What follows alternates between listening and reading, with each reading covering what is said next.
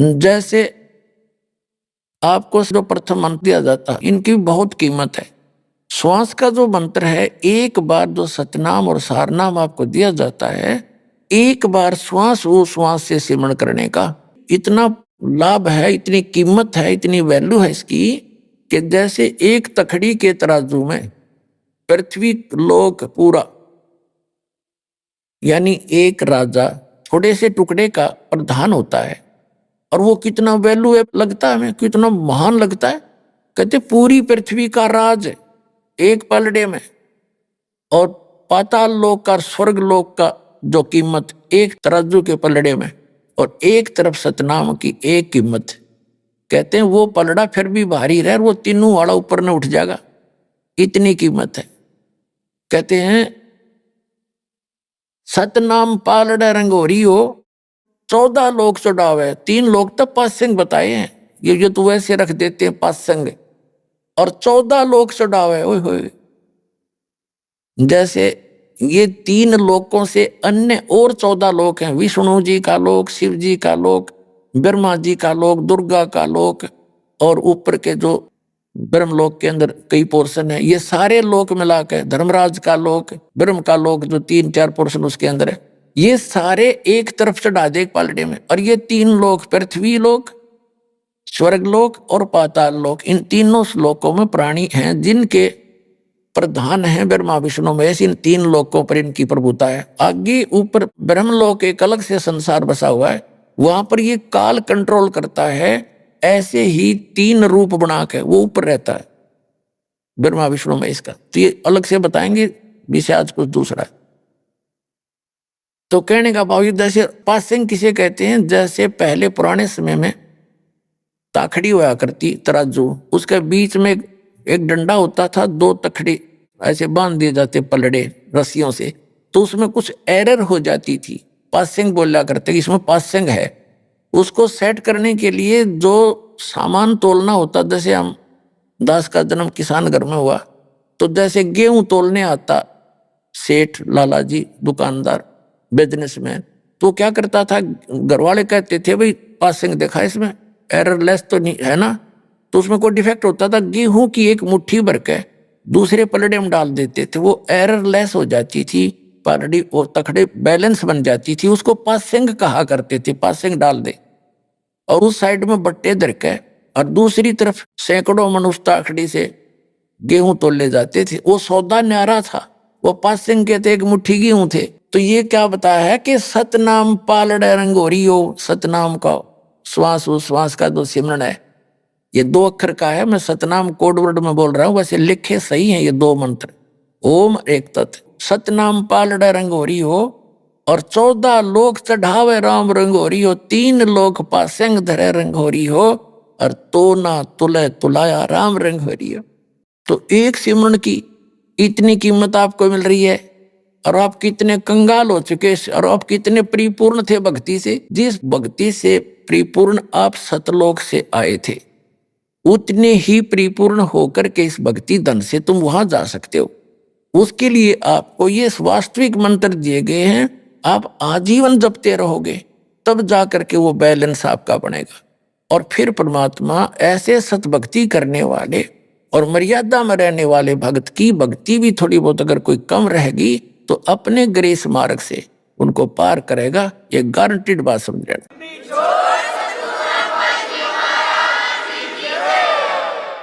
तो कहने का भाव ये है कि जैसे वो समय था, द्रौपदी पछताई पाछे थे कि मुझे पहले ज्ञान होता तो मैं ना जाने क्या दान कर देती। भाई बाप, जो कुछ भी करोगे उसका असंख्य गुण आपको प्राप्त होगा। ये सत साधना, शास्त्र गुण साधना।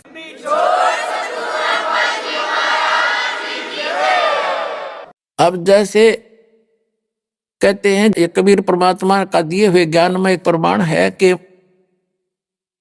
ऐसी भरी सभा में और 4 जिम्मेवार आदमी थे।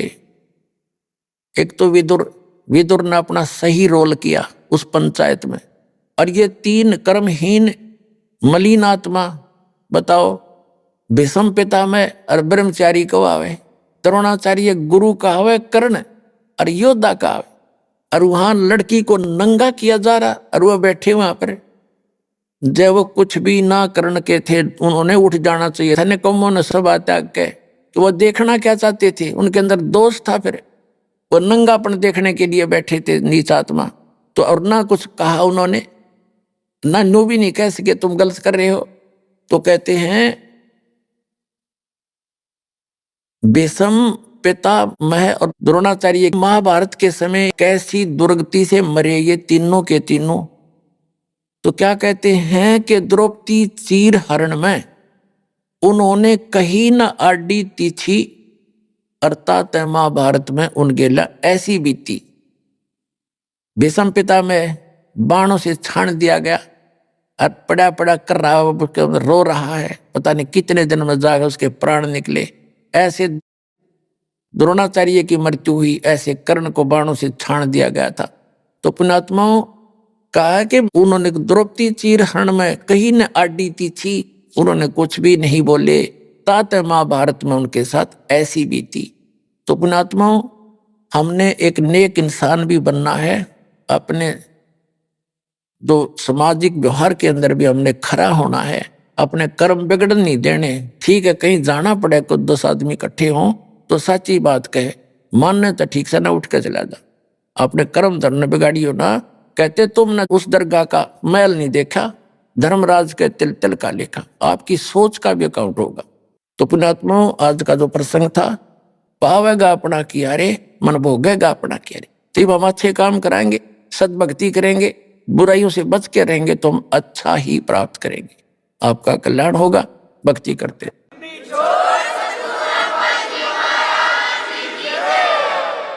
परम पिता परमात्मा पूर्ण ब्रह्म, सारी सृष्टि के रचनहार, कुल मालिक, कबीर देव, कबीर परमेश्वर, अल्लाहु अकबर, परम अक्षर ब्रह्म, कबीर साहिब जी की असीम रजा से आप पुण्यात्माएं सत्संग सुनने के लिए उपस्थित हुए। सत्संग में आने से प्राणी को ज्ञान होता है कि मानव शरीर आपको किस लिए प्राप्त हुआ।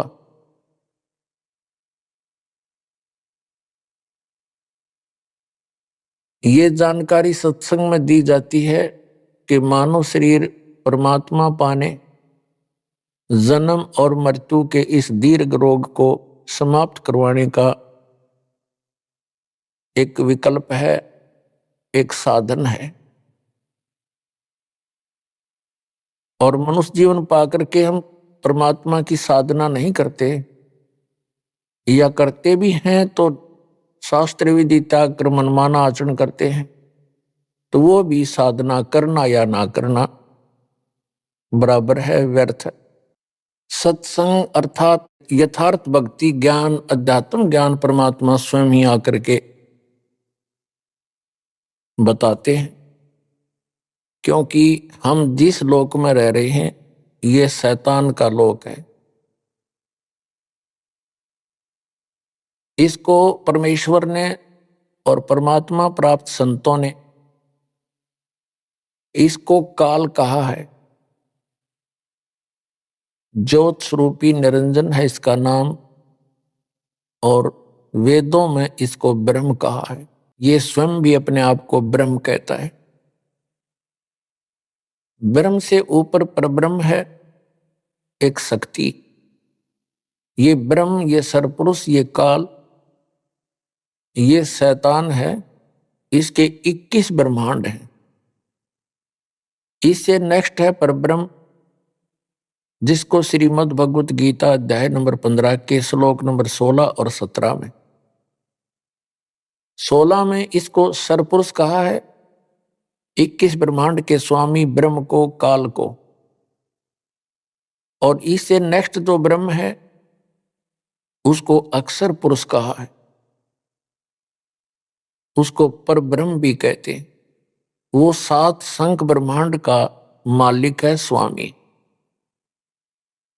और इनसे ऊपर तीसरे नंबर का ओवरऑल कंट्रोलर जो है वो परम अक्षर ब्रह्म है, उसको परम अक्षर पुरुष भी कहते हैं, उसको अल्लाह ताला भी कहते हैं, उसको अल्लाहु अकबर भी कहते हैं। उसको कंप्लीट गॉड भी कहते।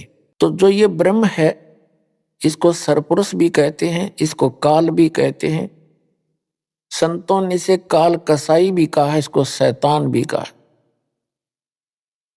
इसी काल ने चारों वेदों का ज्ञान बताया। इसी काल ब्रह्म ने श्रीमद् भगवत गीता का ज्ञान श्री कृष्ण में प्रवेश करके बोला। इसी काल ब्रह्म ने कुरान शरीफ का ज्ञान, कुरान मजीद का ज्ञान जबरील देवता के माध्यम से, जबरील फरिश्ते के माध्यम से हजरत मोहम्मद जी तक पहुंचाया। ये काल है और इसी ने पवित्र बाइबल का ज्ञान भी इसी काल ने बोला। अपने आत्माओं, ये काल जो है एक ऐसा शैतान है, ऐसा एलिमेंट है, ये नहीं चाहता कि ये जीव सुखी रहें। ये नहीं चाहता कि इनको अल्लाह ताला की अर्थात परम अक्षर ब्रह्म की जानकारी हो जाए। ये अपने सतर का ज्ञान देता है, फिर अंत में ऑप्शन छोड़ देता है कि उस अल्लाहु अकबर की अर्थात उस परम अक्षर ब्रह्म की जानकारी किसी बाखबर से पूछो, अर्थात तत्वदर्शी संत से जानो। श्रीमद् भगवत गीता अध्याय नंबर 4 के श्लोक नंबर 34 में गीता ज्ञानदाता कहता है कि जो ज्ञान गीता अध्याय नंबर 4 के श्लोक नंबर 32 और 34 का ये मिला जुला सारांश है कि पूर्ण परमात्मा स्वयं आकर के अपने मुख कमल से यथार्थ भक्ति ज्ञान सुनाता है, अच्छी आत्माओं को मिलता है। और वो ज्ञान तत्व ज्ञान होता है। चौथे अध्याय के 34वें श्लोक में कहा है कि अर्जुन, उस तत्व ज्ञान को जो परमेश्वर सच्चिदानंद घन ब्रह्म अपने मुख कमल से आकर बताता है, उस तत्व ज्ञान को तू तत्वदर्शी संतों के पास जाकर समझ, उनको दंडवत प्रणाम करने से, कपट छोड़कर प्रसन्न करने से, नम्रता पूर्वक प्रसन्न करने से वह तत्वदर्शी संत तुझे तत्व ज्ञान का उपदेश करेंगे। इसी प्रकार यजुर्वेद अध्याय नंबर 40 के श्लोक नंबर 10 में स्पष्ट किया है कि कोई तो परमात्मा को संभवात कहते हैं। संभवात माने जन्म लेने वाला श्री राम और श्री कृष्ण के रूप में मानते हैं अधिकतर लोग। और कुछ असंभवात कहते हैं, वो कभी जन्म लेता ही नहीं, यहां आता ही नहीं। तो वो परमात्मा कैसा है उसकी जानकारी धीराणाम तत्वदर्शी संतों से पूछो। और कुरान शरीफ के अंदर सूरत फुरकान 25 आयत नंबर 52 से 59 में स्पष्ट किया है कि कबीर नामक अल्लाह है। कबीर अल्लाह, अल्लाह कबीर यानी बड़ा भगवान, उसकी जानकारी किसी बाखबर से पूछो और वो वही है जिसने 6 दिन में सृष्टि रची और 7वें दिन तख्त पर जा बैठे।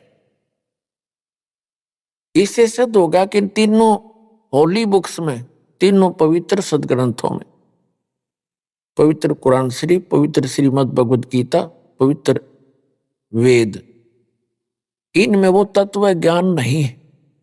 यदि वो तत्व ज्ञान होता तो ये शब्द इन सदग्रंथों में नहीं होते कि वो ज्ञान जो वास्तविक ज्ञान है, तत्व ज्ञान है, वो पूर्ण परमात्मा है, उसकी जानकारी किसी बाखबर से पूछो। बाखबर माने इल्म वाले से, तत्वदर्शी संत से। ये तीनों सदग्रंथ इनकम्प्लीट ज्ञान रखते हैं, अधूरा ज्ञान है इनके अंदर।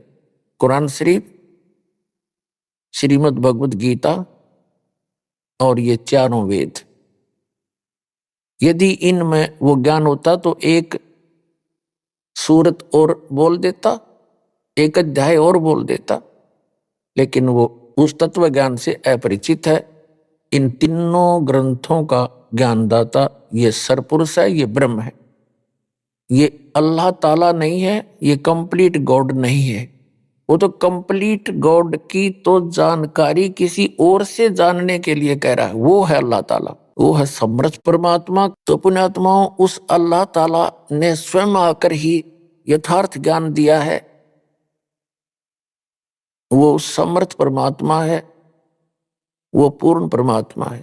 तो पुण्यात्माओं, हम जिस लोक में रह रहे हैं ये लोक ठीक नहीं है, ये इस काल भगवान का लोक है। ये नहीं चाहता कि यहाँ के प्राणियों को उस पूर्ण परमात्मा की जानकारी हो, इसलिए ऑप्शन छोड़ देता है कि उसकी जानकारी किसी बाखबर से, तत्वदर्शी संत से पूछो, और अपने सत्र का ज्ञान इन सदग्रंथों के अंदर से वो बता करके अपने संत भेज के इस ज्ञान का ढोल पिटवा देता है, जगह जगह उसको प्रवेश करवा देता है। जन जन अपने उन सदग्रंथों से जो काल ब्रह्म के दिए हुए हैं उन्हीं को पूर्ण ग्रंथ मानकर उन्हीं के आधार से ज्ञान ग्रहण करके निश्चिंत हो जाते हैं। और परमात्मा वो पूर्ण ब्रह्म, परम अक्षर ब्रह्म परमात्मा कबीर, अल्लाह कबीर अपनी प्यारी आत्माओं को यथार्थ ज्ञान बताने के लिए स्वयं ही आते हैं। और क्या कहते हैं वो आकर के चारों युग में मेरे संत पुकारे, कूक कहा हम हेल रे, हीरे माणिक मोती बरसे, ये जग चुगता ढेल रे। परमात्मा कहते हैं हम चारों युगों में आते हैं, अच्छी आत्माओं को मिलते हैं, उनको अपने ज्ञान से, अपने तत्व ज्ञान से और यथार्थ स्थान और अपने स्वरूप से परिचित कराते हैं। फिर वो मेरे से परिचित संत भी मेरी महिमा का गुणगान करते हैं, यथार्थ भक्ति ज्ञान साधकों को बताते हैं। लेकिन उससे पहले ये काल भगवान, ये ब्रह्म अपने अज्ञान को प्रत्येक मानव के अंदर पहले से ही ये भर देता है, आंट देता है। जब परमात्मा आते हैं या उनके संत आते हैं परमात्मा से परिचित, तब सभी उस काल के अज्ञान को ग्रहण करके परमात्मा का विरोध करते हैं, अपने भगवान के उस यथार्थ ज्ञान को सुनते नहीं, और वो साधनाएं करते हैं जो इनको कभी मोक्ष नहीं दे सकती। इसलिए परमात्मा कहते हैं चारों युग में संत पुकारे, कूक कहा हम हेल रे, हीरे माणिक मोती बरसे, ये जग चुगता ढेल रे। कबीर साहब कहते हैं, वो अल्लाह अकबर कहते हैं कि हम पूर्ण मोक्षदायक ज्ञान और पूर्ण मोक्षदायक वो सत साधना रूपी हीरे और मोतियों की वर्षा करते हैं, लेकिन ये भोली आत्माएं हमारे इस यथार्थ ज्ञान को ना सुनकर, ना समझकर, ग्रहण ना करके ये वो साधनाएं कर रहे हैं जो इनको कोई लाभ नहीं दे सकती, जन्म मरण का दुख नहीं दूर कर सकते, और इनके जो प्रारब्ध के अंदर अर्थात जो किस्मत के अंदर दुख है, पाप कर्मों के कारण दुख होते हैं, तो वो पापों का नाश भी वो साधनाएं नहीं कर सकती। अर्थात वो कंकर पत्थर इकट्ठे किए बैठे हैं जो शास्त्र अनुकूल साधना ना करके, समर्थ भगवान की भक्ति ना करके, अन्य उपासना जो करते हो, अन्य साधनाएं करते हो, वो तो कंकर पत्थर समझो, यानी डले इकट्ठे कर रखे। और जो यथार्थ साधना है वो हीरे मोती लाल है। क्या कहना चाहते हैं कि चारों युग में संत पुकारे और कूक कहा हम हेल रे, हमने भी ऊंची आवाज लगा लगा के जगह जगह जाके ये बताना चाहा कि हीरे मोती माणक बरसे और ये जग चुगता ढेल रे। ये बोली आत्माएं लाल और हीरे मोतियों से परिचित न होने के कारण इन कंकर पत्थर डलों को कीमती जानकर, बहुमूल्य जानकर इनको उठाए फिर रहे हैं। फिर बताते हैं पर भी लेन जात है दुनिया, हमरा ज्ञान किन्हें ना सुनिया। है। तो पुण्यात्माओं, ये परमात्मा बड़े दयालु हैं, ये रहमत वाले हैं।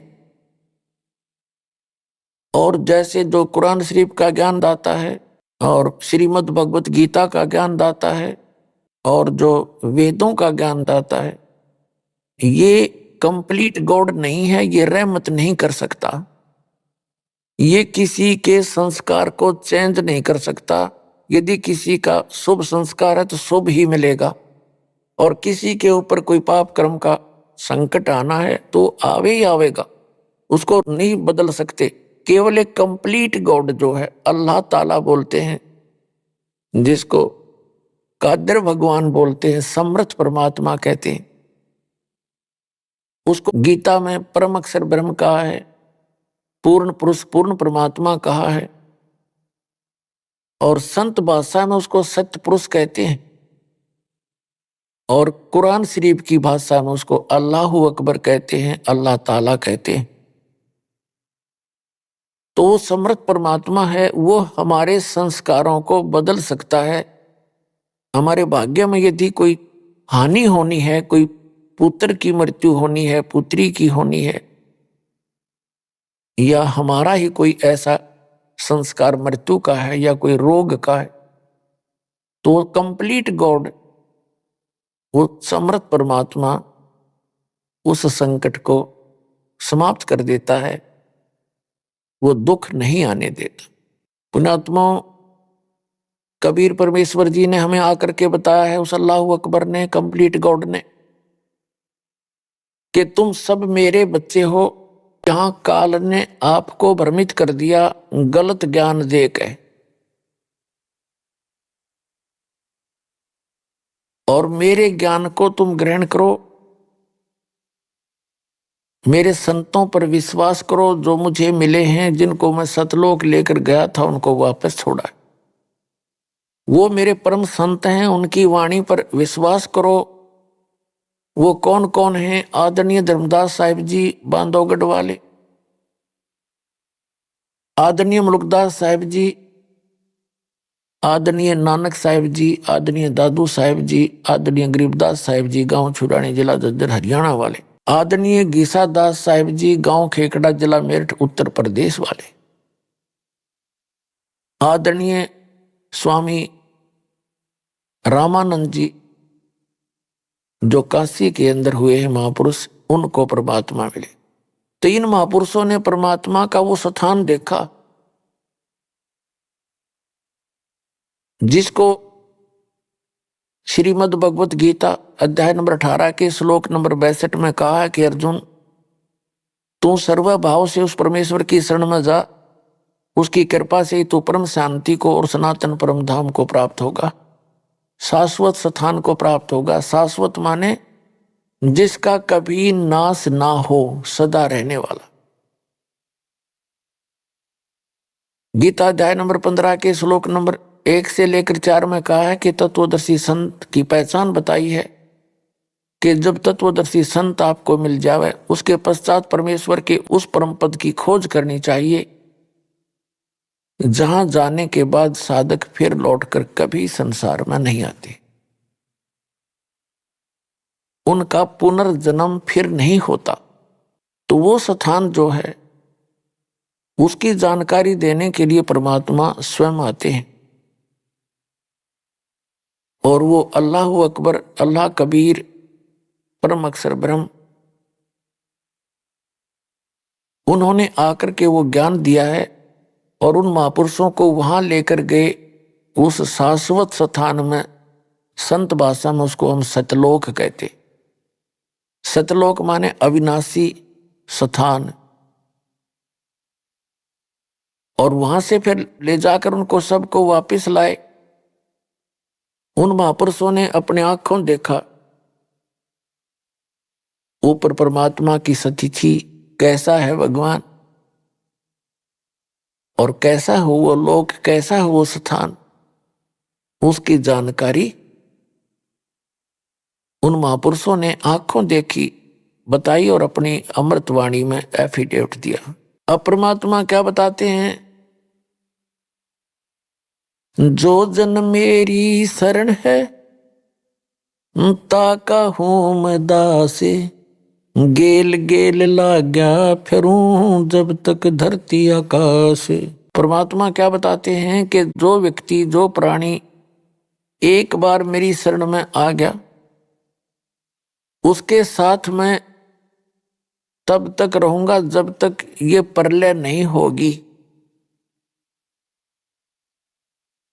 जब तक धरती और आकाश रहेगा, और फिर उनको पार करूंगा, बार बार मिलूंगा,